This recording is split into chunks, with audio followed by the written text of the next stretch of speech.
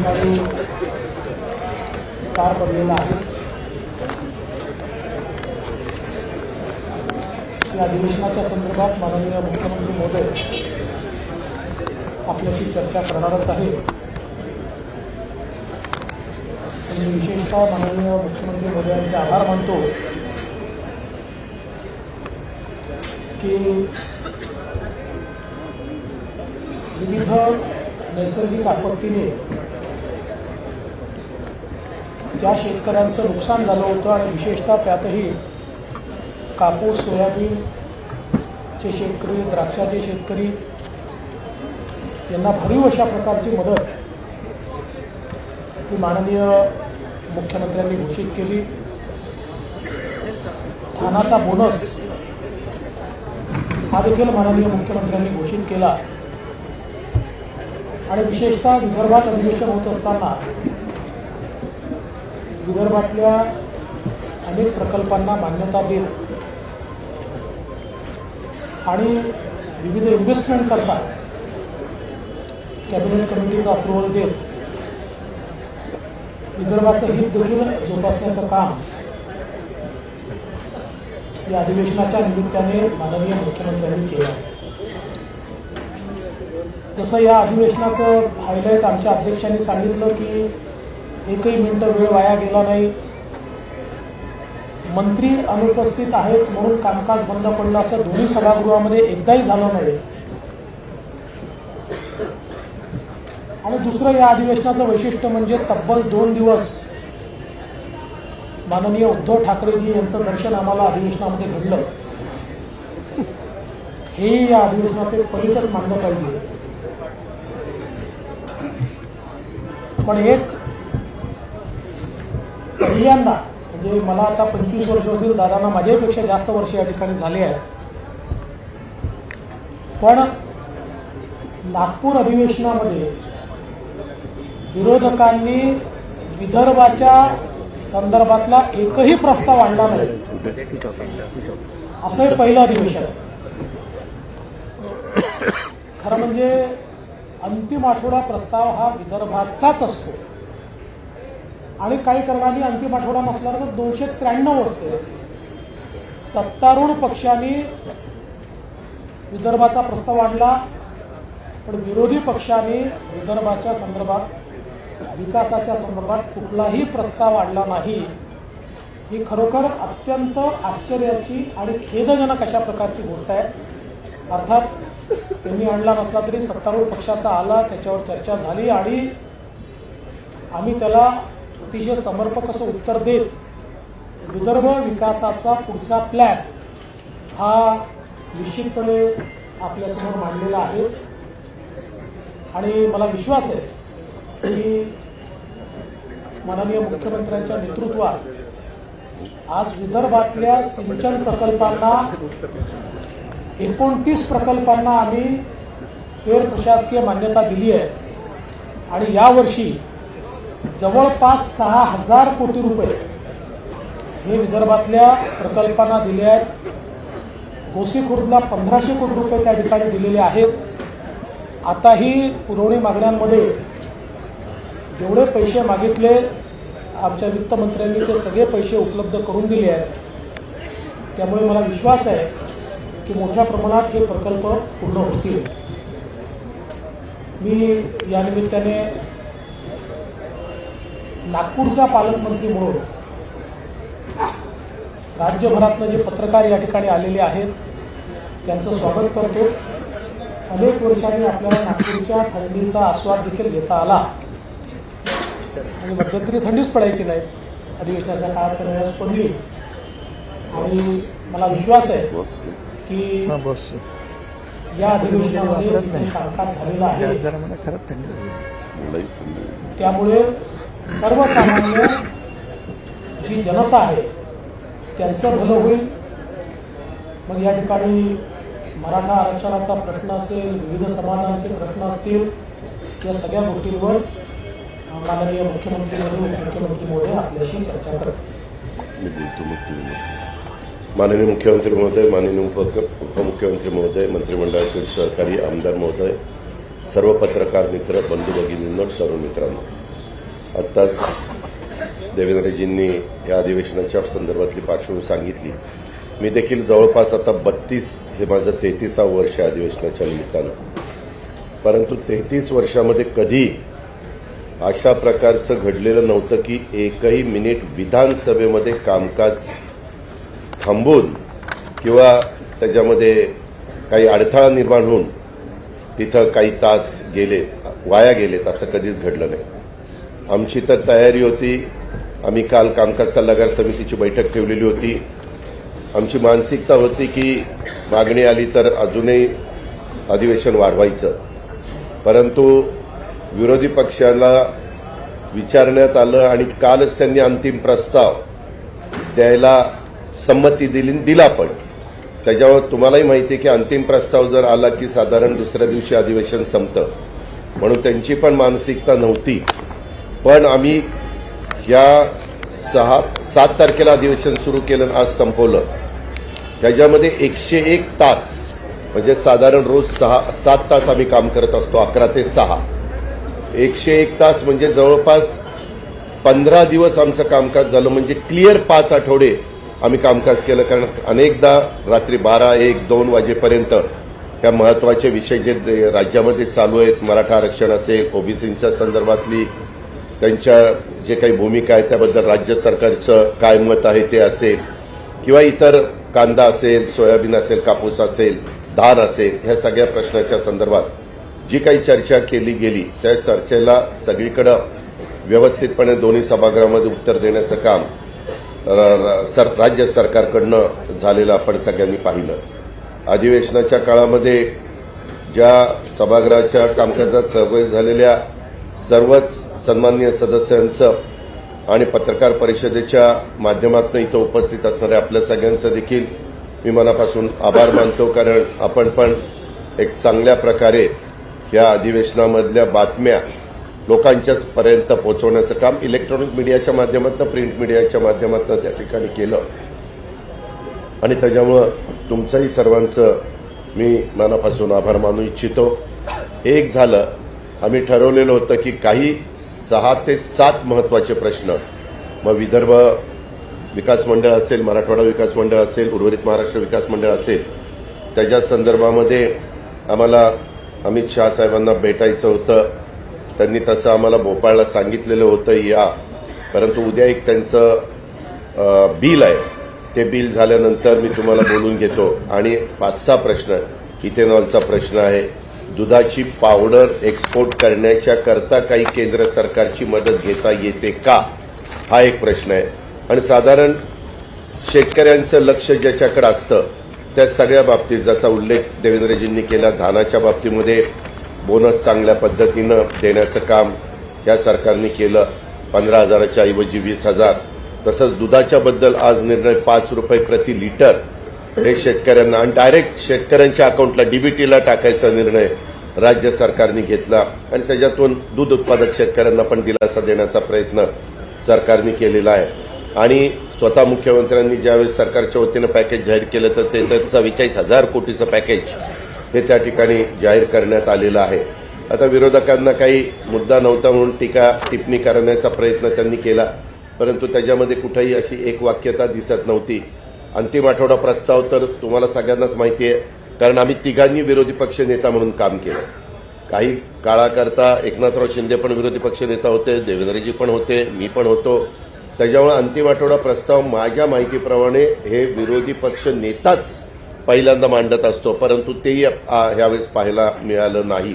त्यांनी काल न मांडता आज त्याच्यावर त्या बाबतीमध्ये चर्चा केलेली आपण सगळ्यांनी पाहिलेली असेल. अशा पद्धतीनं विधान परिषदेमध्ये, विधानसभेमध्ये सर्व जेवढी आमची बिलं होती ती सगळी आम्ही बिलं पास करून घेतली. त्याच्यामध्ये कुठंही घाई गडबड केली नाही आणि अशा पद्धतीचं कामकाज हे पार पाडलेलं उभ्या महाराष्ट्राने बघितलेलं आहे, आपण पण सगळ्यांनी बघितलेलं आहे.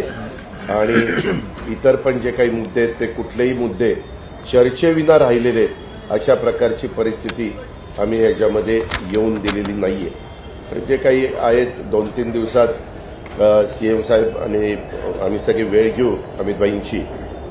आम्ही सांगितल्याशिवाय हेडलाईन लावू नका, टीव्हीला दाखवू नका की मुख्यमंत्री अजित पवार देवेंद्र फडणवीस दिल्लीला निघाले, आम्ही तुम्हाला सांगू मगच तुम्ही तिथं दाखवा. त्याच्यामुळे आम्हालाही लोक विचारतात आज दिल्लीला चालला. अरे पण दिल्लीच्या ज्यांच्याकडे काम आहे ते ज्यावेळेस थोडीशी त्यांना फुरसत मिळेल तेव्हाच आम्ही जाणार, तेव्हाच तिथं काम सांगणार. पुन्हा गेलो नाही भेटले आले माघारी आले करत, म्हणजे दोन्हीकडनं तुम्ही ठोकाठोकी करता आम्हाला. तसं करू नका. माझी तुम्हाला विनंती आहे, अतिशय व्यवस्थितपणे तुम्ही काय असेल ते मांडा, आम्ही काय भूमिका असेल ती मांडण्याचं काम करू. एवढंच सांगतो आणि थांबतो. धन्यवाद. नमस्कार.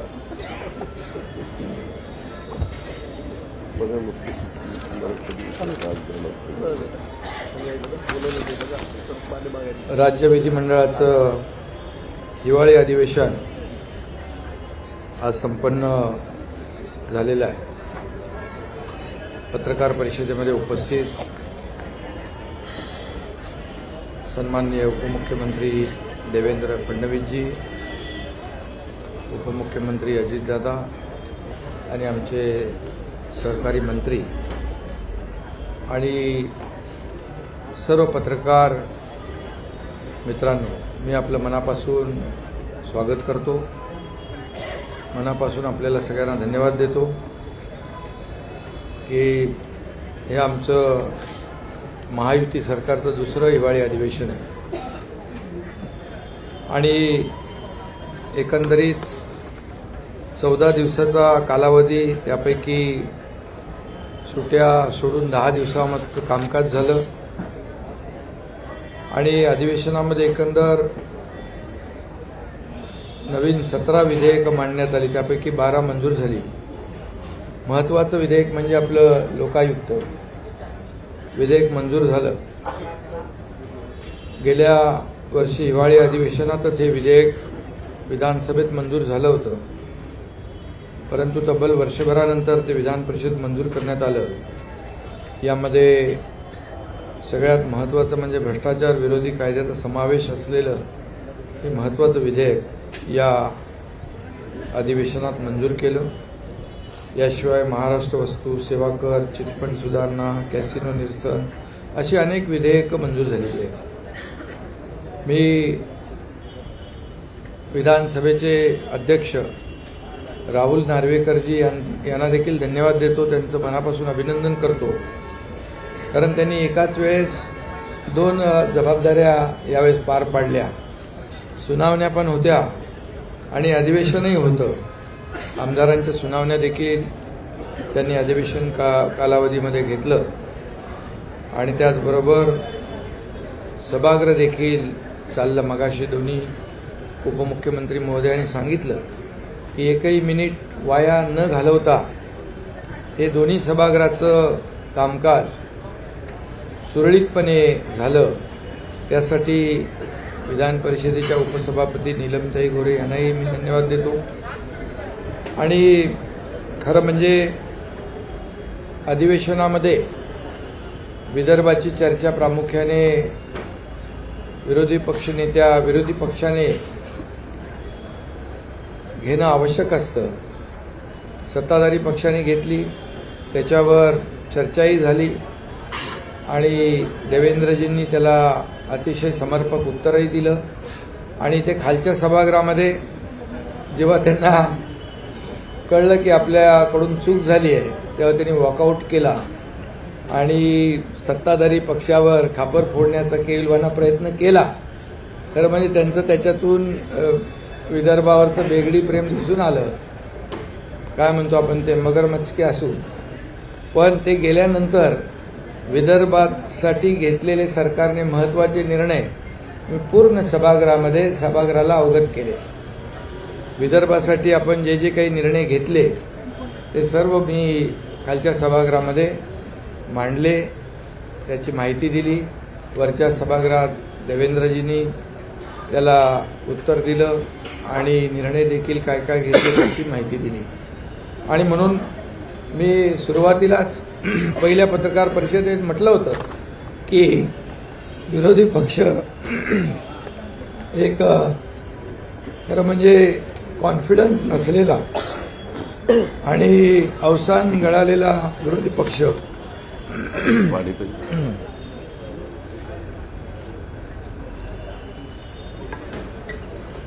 एक वाक्यता नसलेला आणि ज्या पद्धतीने ज्या पोटतिडकीने त्यांनी या अधिवेशनामध्ये जनतेच्या हिताचे प्रश्न मांडणं आवश्यक होतं, प्रामुख्याने विदर्भावर फोकस करून, कारण विदर्भाला या अधिवेशनामधून एक अपेक्षा असते, परंतु त्यामध्ये त्यांना ते महत्त्वाचं वाटलं नसेल आणि ते जाऊ द्या, पण सरकारला विदर्भाचं महत्त्व आहे. उपमुख्यमंत्री आमच्या विदर्भातले आहेत, अनेक मंत्री आमदार, त्यामुळे विदर्भात अधिवेशन जेव्हा नागपूरला अधिवेशन होतं त्यावेळेस मोठ्या प्रमाणावर आपण विदर्भाला न्याय देत असतो आणि त्यामुळे विरोधी पक्षाने फक्त रोज पायऱ्यांवर उभं राहून वेगवेगळ्या माध्यमातून सरकारवर आरोप करण्याचं काम मात्र केलं, परंतु आम्ही त्याच्याकडे काही लक्ष देत नाही.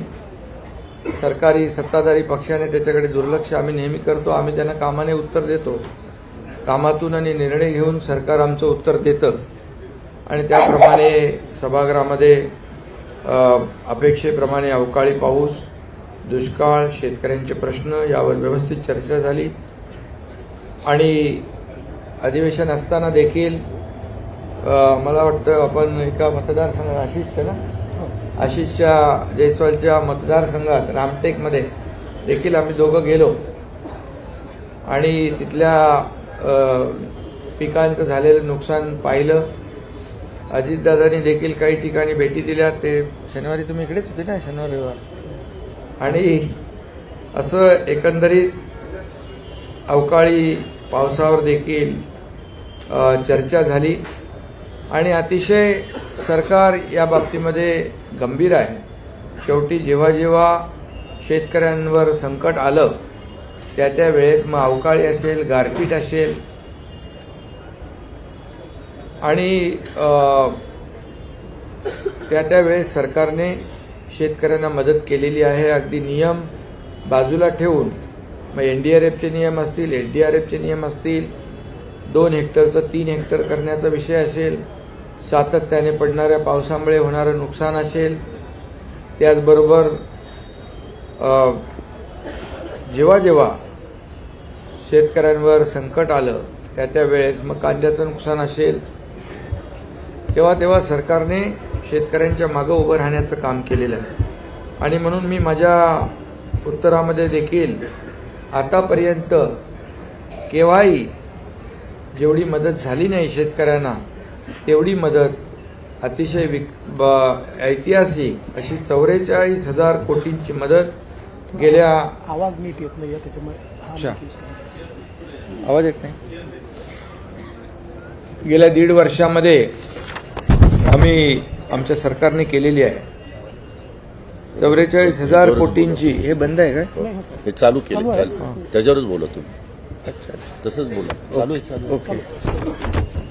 त्यामुळे आतापर्यंत पुन्हा एकदा सांगतो, जेवढी मदत झाली नव्हती ती आमच्या महायुतीच्या सरकारच्या काळात 44,000 कोटीपेक्षा जास्तीची मदत आपण त्यांना शेतकऱ्यांना केली.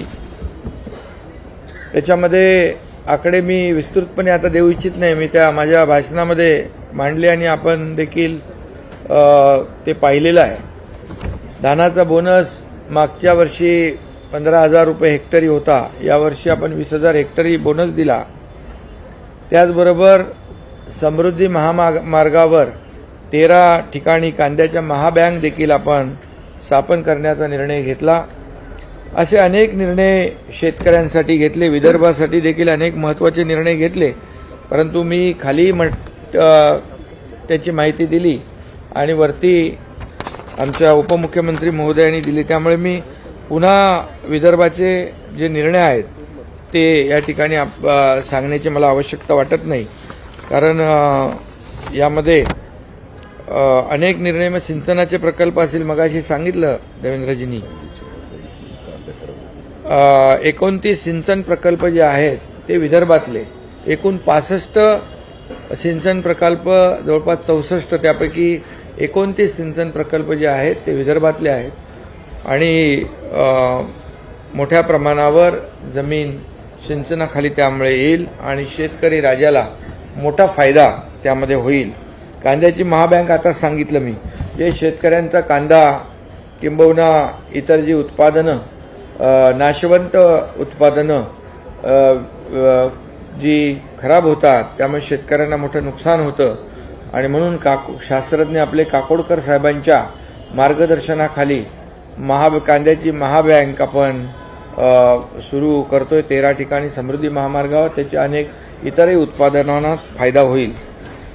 मराठा आरक्षणासारख्या महत्त्वाच्या आणि संवेदनशील विषयावर देखील या सभागृहामध्ये, या अधिवेशनामध्ये तब्बल 3 दिवस सदस्यांनी भाग घेतला आणि अतिशय विस्तृतपणे त्यावर चर्चा केली आणि त्यानंतर यामध्ये शासनाला देखील काही सूचना त्यांनी केल्या आणि अतिशय साधक बाधक चर्चा या अधिवेशनामध्ये त्याच्या बाबतीत देखील झाली आणि त्यामुळे शासनाने देखील निर्णय घेतला आणि मी माझ्या भाषणात देखील सांगितलं की मराठा समाजाला टिकणारं आणि कायद्याच्या चौकटीत बसणारं आरक्षण देण्याची जबाबदारी सरकारची आहे आणि हे देत असताना ओबीसी समाज असेल, इतर समाज असेल, कुठल्याही समाजावर अन्याय न करता,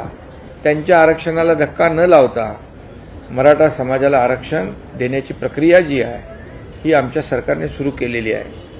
त्यामध्ये मागासवर्ग आयोग पुनर्गठित केलेला आहे आणि त्याचं काम युद्धपातळीवर सुरू झालेलं आहे. त्यांना आम्ही विनंती केली आहे आणि त्यामध्ये त्यांना मग गोखले इन्स्टिट्यूट, टाटा असेल, इतर संस्था ज्या आहेत त्या मदत करतायत.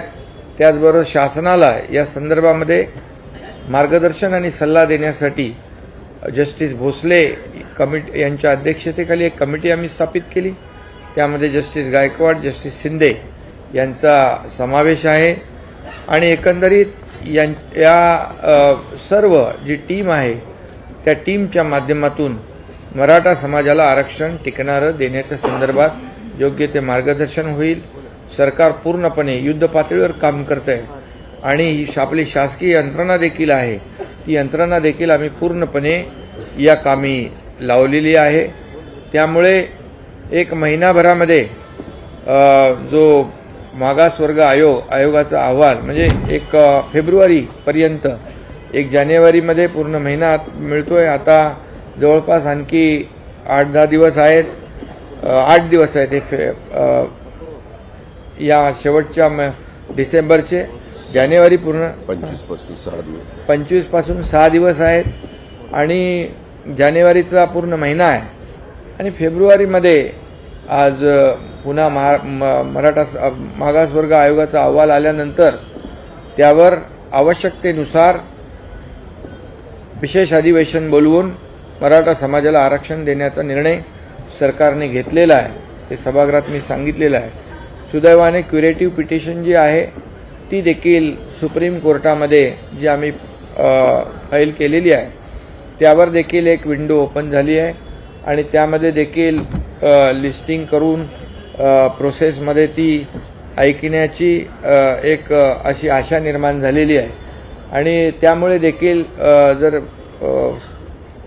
आपल्या ओपन कोर्टामध्ये ती बाजू मांडण्याची संधी मिळाली तर त्याच्यामध्ये देखील मराठा समाजासाठी खूप मोठा फायदा आहे. त्याचबरोबर जस्टिस शिंदे कमिटी जी जुन्या नोंदी, कुणबी नोंदी असलेल्या शोधण्याचं आणि ते देण्याचं काम करते आहे. जस्टिस शिंदे कमिटी देखील अतिशय चांगलं काम त्या कमिटीने केलेलं आहे. पहिला एक त्यांनी अहवाल आम्हाला सादर केला, दुसरा अहवाल परवाच्या दिवशी सादर केला आणि तो आम्ही तपासण्यासाठी विधी व न्याय विभागाकडे पाठवला आहे आणि त्यानंतर कॅबिनेट समोर तो सादर होईल.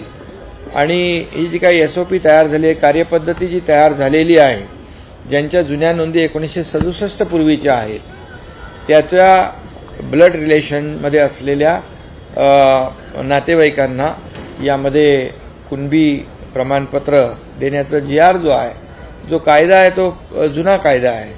फक्त तो प्रभावीपणे काही भागामध्ये त्याची अंमलबजावणी होत नव्हती आणि जस्टिस शिंदे साहेबांनी त्याच्यामध्ये खूप लक्ष देऊन काम केलेलं आहे.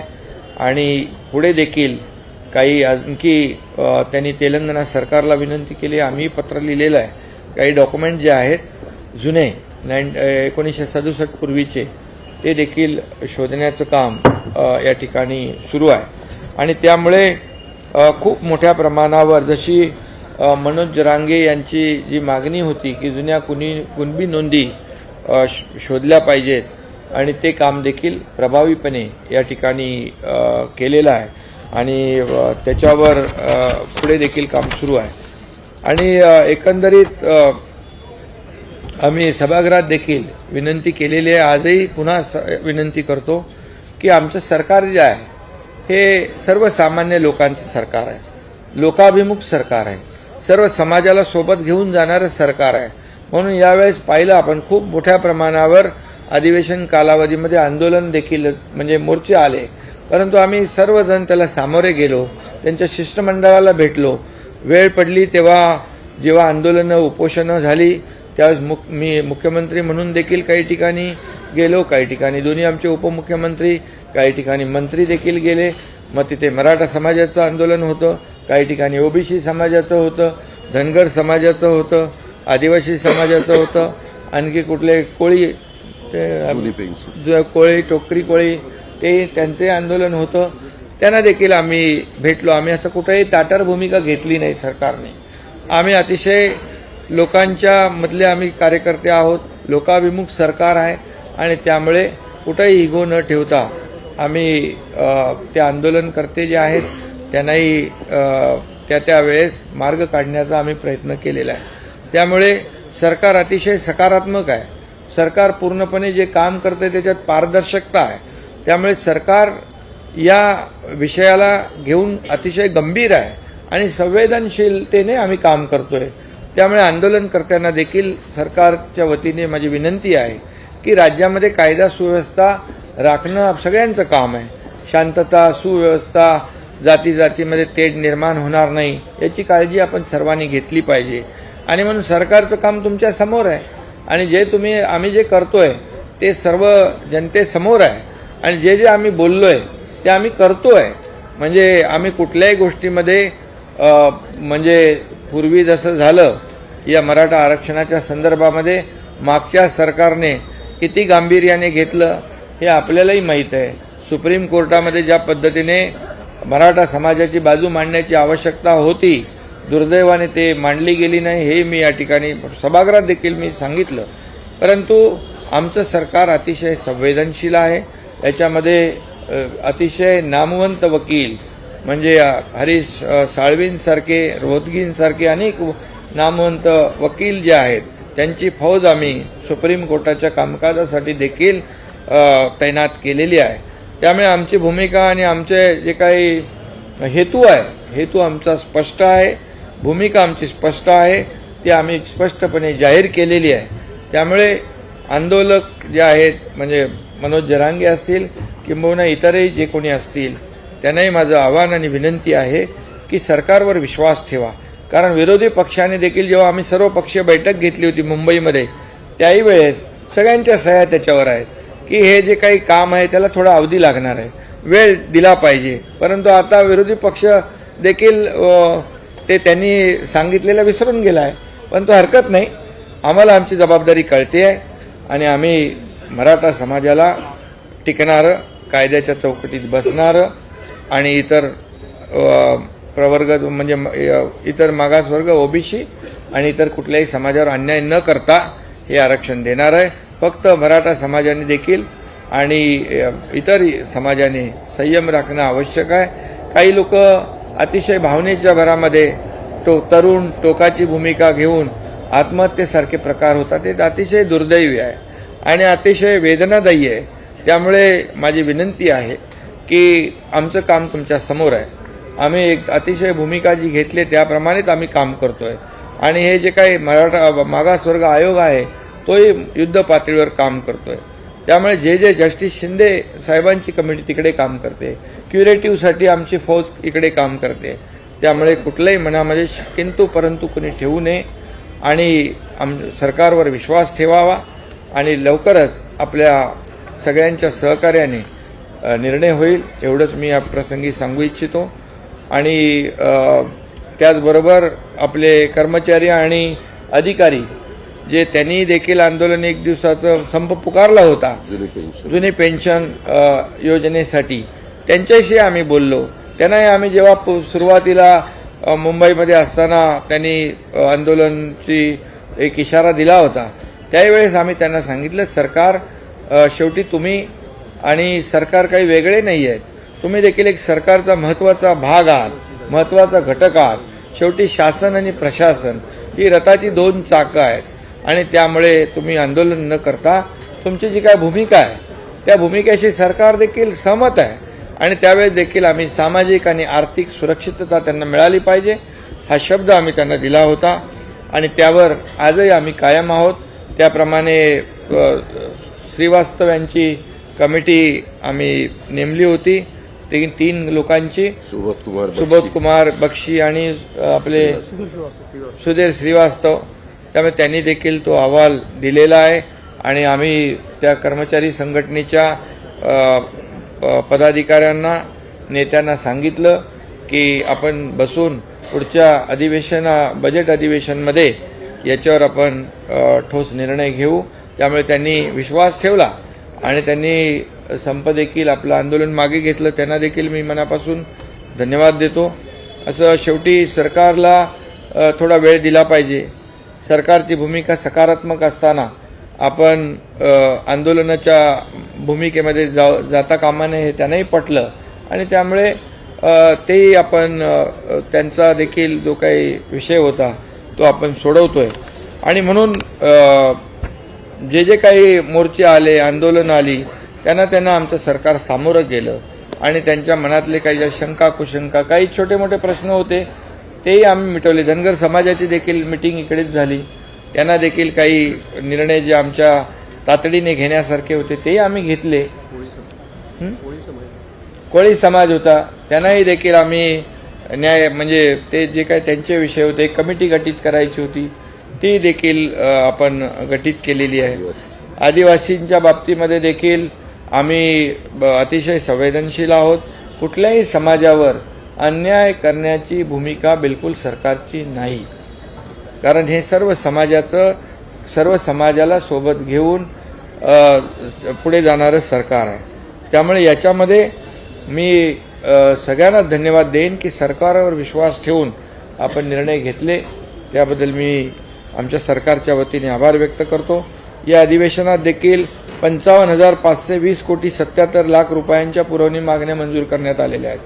परंतु प्रत्यक्ष निव्वळ भार हा 48,384 कोटी 66 लाख रुपये एवढाच असणार आहे. पायाभूत सुविधा उभारणे, विविध विकास कामं यावर पूर्ण खर्च करण्यात येईल. वाढलेली महसुली व राजकोषीय तूट कमी करण्यासाठी उत्पन्न कसं वाढेल आणि खर्चावर कसं नियंत्रण ठेवता येईल ते देखील आमचं सरकार प्रयत्न करते. महाराष्ट्र विधान परिषदेच्या शतक महोत्सवी विशेष चर्चासत्राचं देखील आयोजन झालं. इथल्या ज्येष्ठ पत्रकारांचाही त्याच्यामध्ये सन्मान झाला. राष्ट्रकुल संसदीय सुवर्ण महोत्सवी अभ्यास वर्ग देखील पार पडला. आणि जे काही आपलं कार्यक्रमामध्ये होतं ते सर्व सोपस्कार आणि जी काही जो कार्यक्रम होता तो पूर्ण करण्याचं काम या अधिवेशनामध्ये सरकारने केलेलं आहे. आणि फक्त एवढंच आहे की विरोधी पक्ष जो आहे त्यांनाही धन्यवाद देतो आम्ही. ठीक आहे, ते टीका करून गेलेत. जेव्हा त्यांना वाटतं आपल्याकडे म्हणजे आपल्याकडून काही राहून गेलं तेव्हा ते टीका करतात आणि वॉकआउट करतात, हरकत नाही. परंतु त्यांनी देखील या अधिवेशनामध्ये सभागृहामध्ये बसून सहकार्य केलं. काही प्रश्नांवर, काही मुद्द्यांवर, काही विषयांवर चर्चा केली. चर्चेला आमच्या मंत्री महोदयांनी उत्तरही दिली आणि एक अधिवेशन जे आहे हे एक सकारात्मक आणि जनतेच्या हिताचे अनेक चांगले निर्णय घेणारं ठरलं. याबद्दल मी माझे दोन्ही सहकारी उपमुख्यमंत्री, आमचे मंत्रिमंडळातले सर्व सहकारी, आमचे सर्व महायुतीचे आमदार या सगळ्यांना मनापासून धन्यवाद देतो आणि तुम्ही पत्रकारांनाही धन्यवाद देतो. तुम्ही सर्व बातम्या ज्या आहेत त्या सर्व वेळोवेळी सकारात्मक पॉझिटिव्ह दिल्या. अध्यक्षांना पुन्हा एकदा धन्यवाद आणि उपसभापती आमच्या विधान परिषदेच्या नीलमताई गोरे यांनाही मनापासून धन्यवाद देतो. सादर करायचा महाराष्ट्रामध्ये डबल मुंबई जो आहे तो आता वाढताना पाहायला मिळते. तुमच्या आरोग्य यंत्रणा आहे त्याला काही अलर्ट मागास वेळ ठरवून दिला आणि जरांगे पाटलांना नाही आत्ताच मी सांगितलं, मागासवर्ग आयोग जो आहे तो काम करतोय. त्यांना त्यांची कार्यपद्धती निश्चित आहे. त्यांना टर्म्स ऑफ रेफरन्स दिलेला आहे आणि त्यांना मशिनरी मॅनपॉवर आम्ही सगळी देतोय. कोकले इन्स्टिट्यूट, टाटा इन्स्टिट्यूट, इतरही जे काही लोक त्यांनी टीम घेतलेली आहे. मला वाटतं आम्ही जे सभागृहात उत्तर दिलेलं आहे फेब्रुवारीमध्ये विशेष अधिवेशन घेण्याचं, तोपर्यंत सर्व काम पूर्ण नक्की होईल.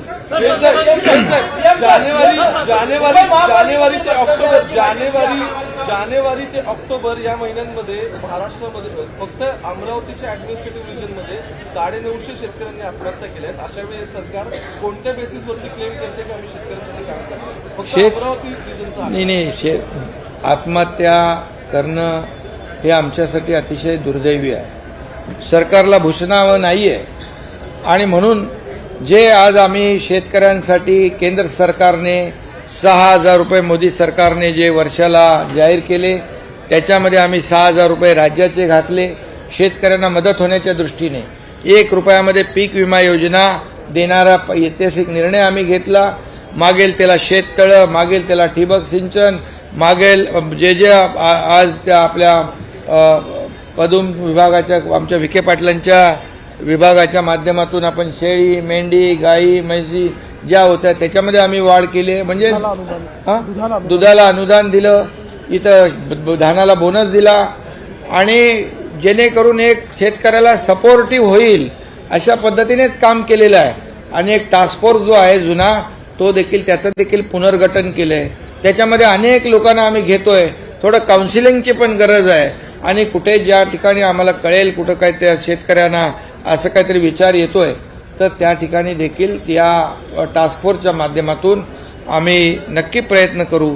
एका जरी शेतकऱ्याची आत्महत्या आपण थांबवू शकलो तरी सुद्धा आमच्यासाठी खूप मोठी गोष्ट आहे. 24 तारखेला अल्टिमेटम ते ठाम आहे. आपलं बोलणं सुरू आहे. हो नाही कुठे आहे? बरोबर. अच्छा तिकडे 24 तारखेचा अल्टिमेटमवर मनोज जरांगे पाटील ठाम आहे. आपलं मनोज जरांगे पाटील यांच्याशी बोलणं झालेलं आहे का? याला जोडून घेतो कारण आचारसंहितेचा मुद्दा ते पुढे करताय. नाही हे बघा एकच आहे, हे सरकार जे आहे कमिटमेंट देणारं आणि पाळणारं आहे. त्यामुळे आम्हाला माहित आहे कधी आचारसंहिता गेले 20 वर्षापासून आचारसंहिता 1 मार्च नंतरच लागते. त्यामुळे असं काही तुम्ही त्या आचारसंहितेमध्ये आमचं हे काम अडकवायचं असं काम नाही करणार आम्ही.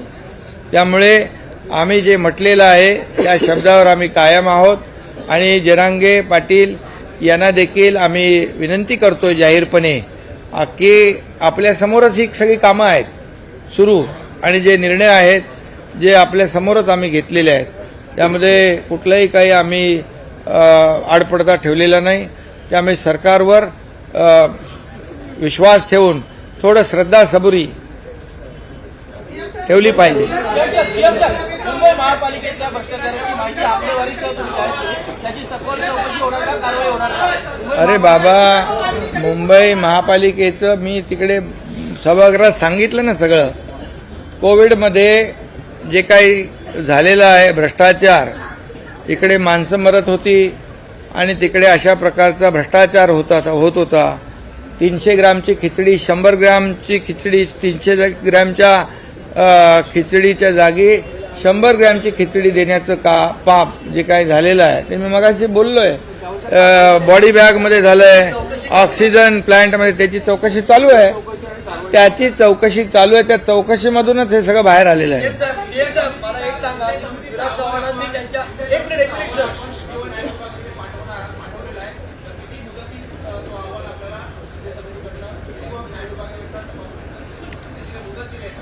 नाही, ते लवकरच येईल.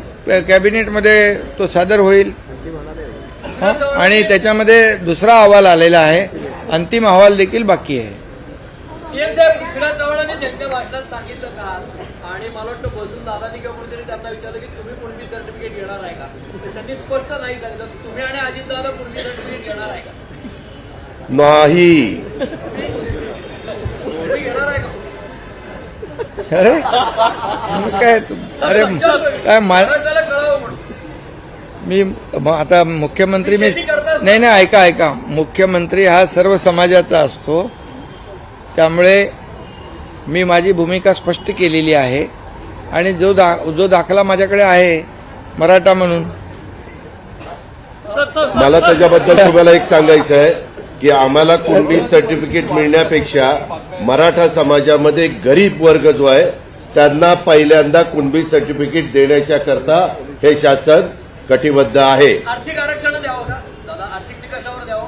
नाही, त्याच्यामध्ये आता अभ्यास चालला ना बाबा, जरा अभ्यास करायला वेळ दे. खूपच महत्वाचा प्रश्न आहे. तुम्ही लोकायुक्त कायदा पारित झाला म्हणतात, केंद्रामध्ये लोकपाल कायदा सुद्धा पारित झालेला आहे, कारण अद्याप तिथं प्रमुख नाहीये, कायमस्वरूपी प्रमुख नाहीये आणि 8 सदस्यामध्ये 3 जागा रिक्त आहे. तर आपण जर का कायदा पारित केलेला आहे तर समिती कायमस्वरूपी प्रमुख आणि समिती कधीपर्यंत गठीत होईल आणि आता कायदा पारित आता तो कायदा पारित झाला आहे.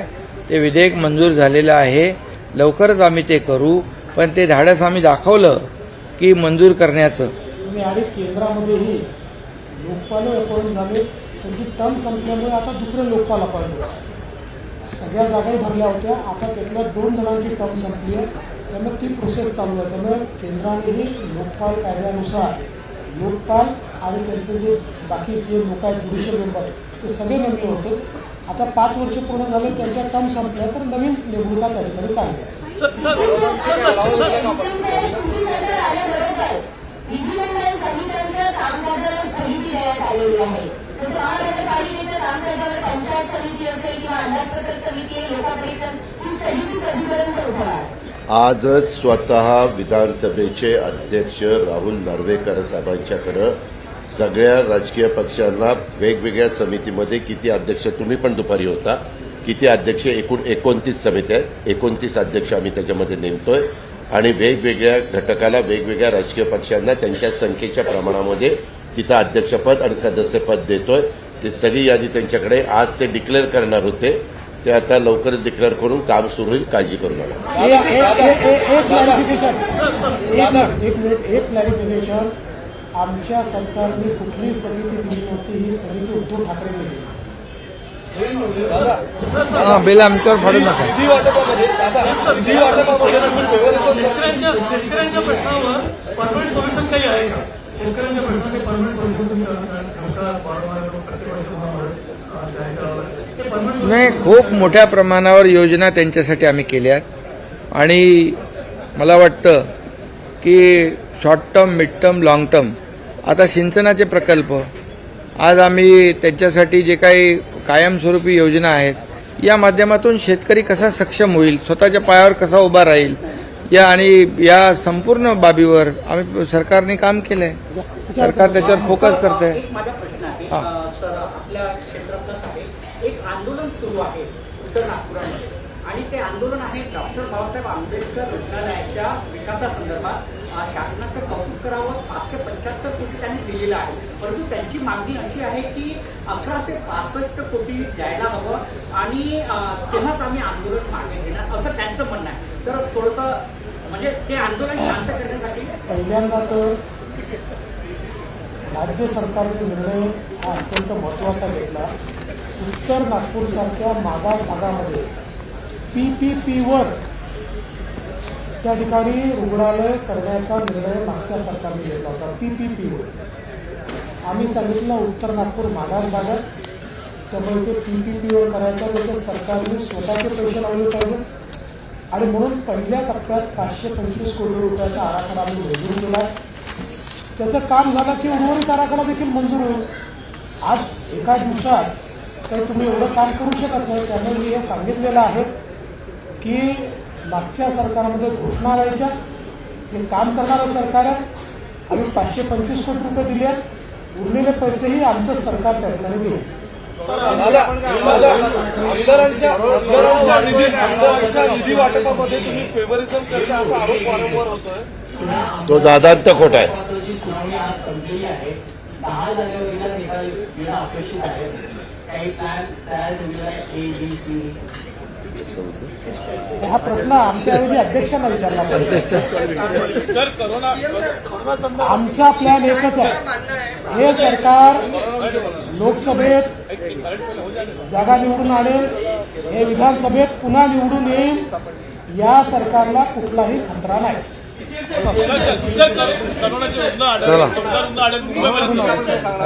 कोरोनावर